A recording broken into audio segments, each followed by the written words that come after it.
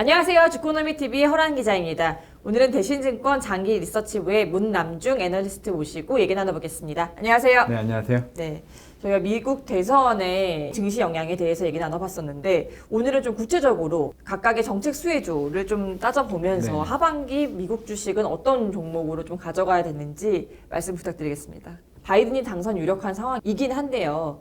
이 정책 수혜주로 어떤 것들을 좀 눈여겨봐야 되는 건지. 어느 후보가 될지는 몰라요. 근데 이제 트럼프 같은 경우에는 주안점을 뒀던 정책들이 세제 감면, 인프라 투자에 주안점을 줬죠. 결국 이제 수혜를 받았던 섹터들이 뭐 에너지, 소재, 산업재, 금융 정도로 좀 압축할 수 있을 것 같고요. 바이든 같은 경우에는 이제 부의 불평등을 해소하는 것, 또 헬스케어에 대한 관심이 높기 때문에 앞으로 이제 IT나 헬스케어, 소비나 뭐 그리고 이제 신재생 이런 것들이 좀 수혜를 받을 수 있다고 좀 봐주시면 될 것 같습니다. 바이든의 공약을 놓고 말씀 먼저 드릴게요.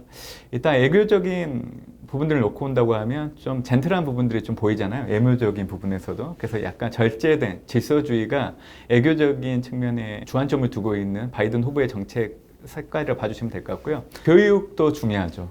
트럼프 같은 경우에는 교육 시장 내도 경쟁을 해야 된다는 논리로 접근했지만 바이든 같은 경우에는 무상교육을 주장을 하고 있는 부분들이 있습니다.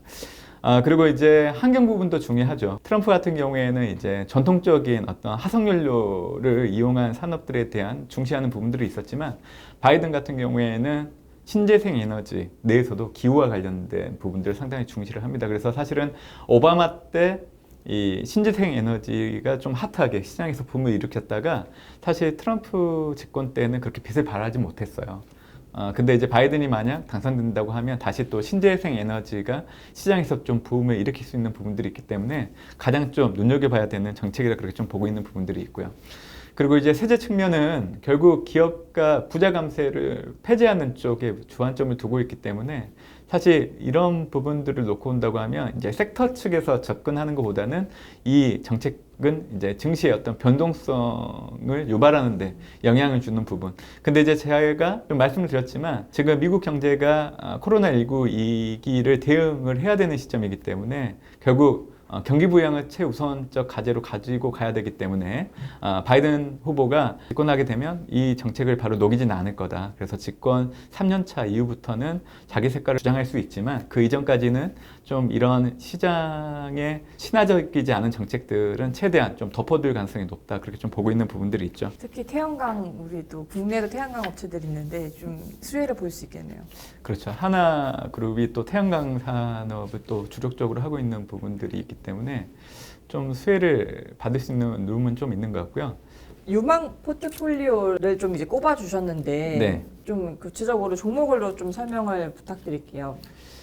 일단 이제 종목은 사실 시장에 많이 알려진 종목들이 앞으로도 수혜가 가능하다 그렇게 좀 보고 있습니다. 참고로 올해 상반기 때 동학개미들이 가장 많이 매수한 미국 주식을 보니까 결국에는 테슬라, MS, 아마존, 엔비디아 이런 틀에서 크게 벗어나지는 않더라고요. 저도 앞으로도 좀 유망한 기업이라 보고 있습니다. 다만 이제 저는 미국 주식에 접근할 때 컨셉 자체를 코로나19가 갖고 어떤 비대면 문화 수혜를 받을 수 있는 종목들 위주로 좀 봤기 때문에 그런 관점에서 놓고 본다고 하면 사실 MS, 아마존, 비자 그리고 이제 사실은 비대면 서비스와 관련된 산업이 커지게 되면 5G와 관련된 데이터 사용 용량이 커질 수밖에 없거든요. 결국 거기와 연관된 어떤 데이터 센터 그리고 데이터 센터를 연결해주는 인프라 관련된 기업들이 수혜를 받을 수 있기 때문에 저는 그런 기업들 위주로 좀 봐야 된다고 좀 보고 있죠. 근데 이제 저는 조금 더 주목해서 봐야 되는 것들이 결국 코로나가 가지고 온 변화가 무엇인가.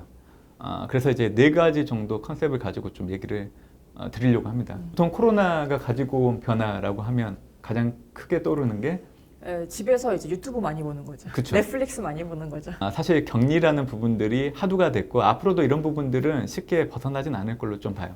그래서 이 비대면과 관련된 어떤 격리가 가지고 온 변화가 크게 4가지 정도로 좀 보고 있는데 첫 번째가 트라우마죠. 트라우마. 집에만 계시니까 어떠셨어요? 싸워요. 그죠. 이 부부시면 남편하고 좀 많이 싸우시거나 네, 좀 힘들어요. 답답하지 않아요? 집도 작고 답답하고. 네. 그러니까 결국에는 좀 스트레스 받으면서 우울증이 높아지잖아요. 그래서 이 우울증 때문에 트라우마라고 좀 얘기를 드리는 거죠. 결국에는 건강하고 연계될 수밖에 없거든요. 그래서 이제 뭐 집에서 할 수 있는 어떤 컨슈머 헬스케어나 건강 뭐 이런 것들이 좀 수혜를 받을 수 있는 대상이라고 좀 봐주시면 될 것 같고, 두 번째는 홈. 말씀하신 것처럼 집에 머무르는 시간이 많아지니까 사실은 감염병을 속도를 좀 줄이는 가장 좋은 방법이 그냥 집에 머무르는 거예요, 사람들이. 결국 그 얘기는 집에서 하는 행동들, 혼술, 혼밥, 뭐 이런 것들, 그리고 이제 뭐 아까 말씀하셨던 유튜브나 넷플릭스 같은 것들 보시니까 거기에 관련된 어떤 소프트웨어 수요가 늘어나는 거. 그래서 이제 그런 것들이 좀 수혜를 받을 수 있다는 거. 세 번째는 이제 리모트 원격. 예.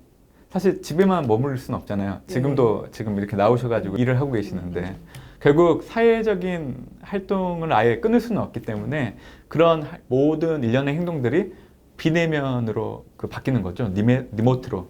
그래서 이제 원격과 관련된 어떤 원격 교육 이런 것들을 좀 수혜를 받을 수 있는 부분들. 마지막 네 번째는 이제 보복 소비, 쇼핑. 예. 집에 머무르고 스트레스 받으시면 결국 쇼핑을 많이 하실 수밖에 없잖아요. 근데 이제 쇼핑을 할 때도 과감하게 억눌렸던 소비가 이런 좀 고가 제품 수요로 늘어나는 거 분명히 있거든요.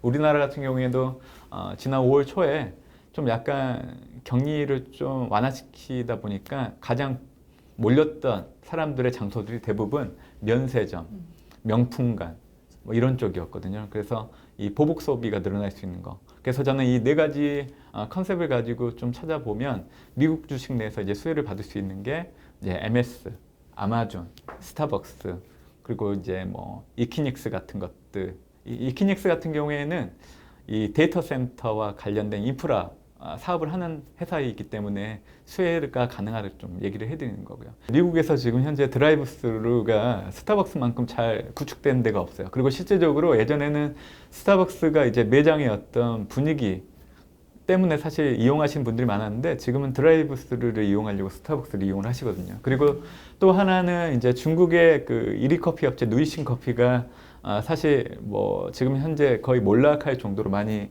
위기 상황에 처해 있다 보니까 그 빈자리를 지금 중국 내에서도 스타벅스가 메꾸고 있어서 스타벅스는 지금 아시아 시장 내에서 중국 점유율이 빠르게 올라가고 있습니다.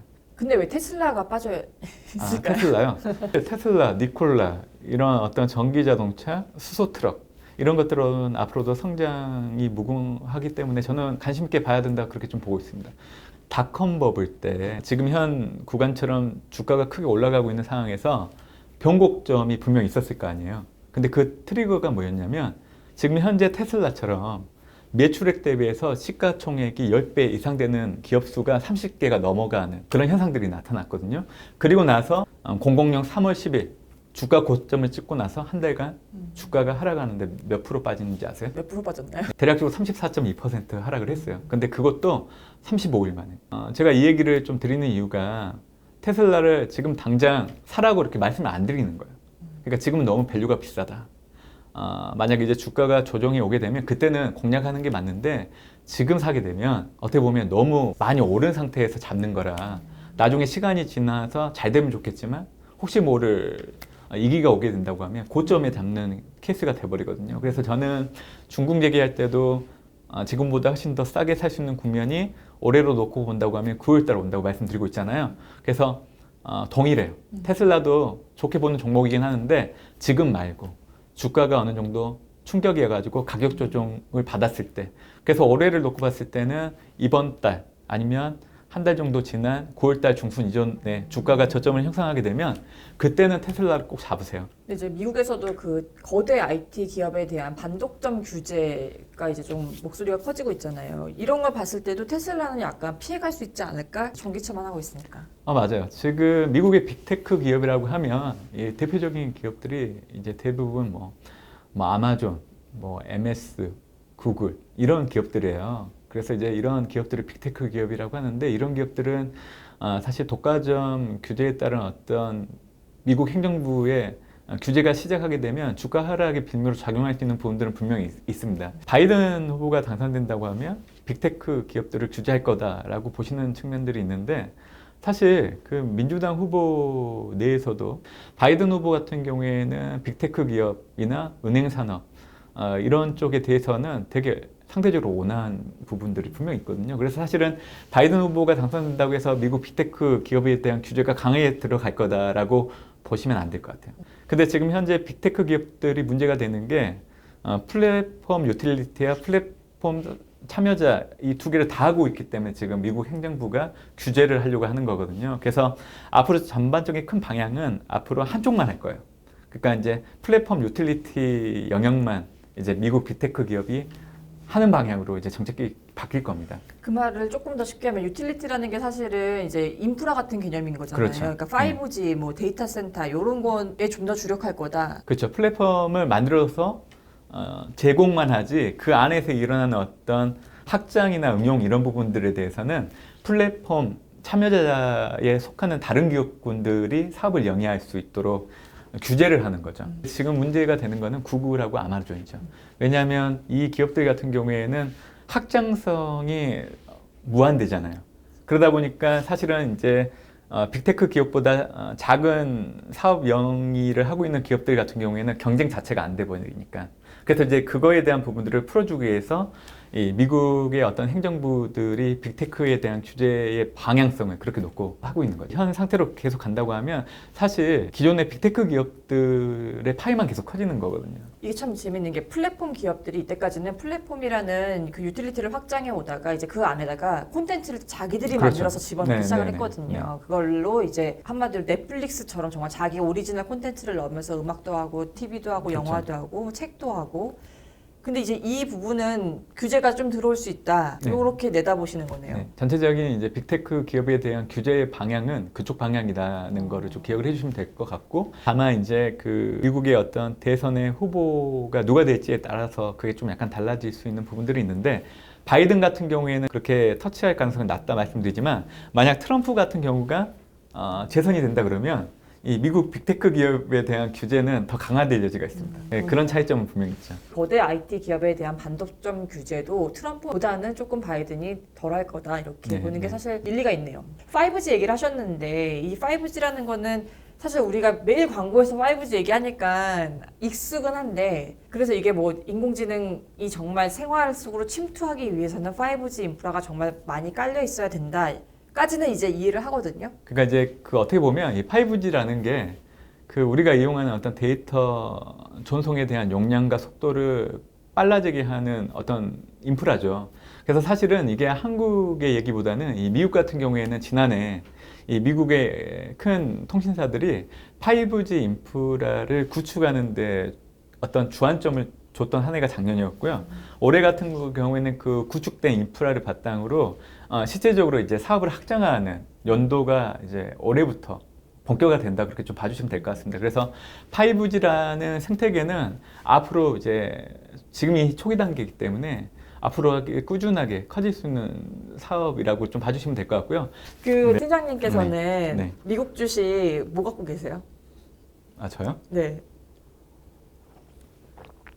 제가 갖고 있는 미국 주식은 아마존, 구글을 가장 좋게 봐요.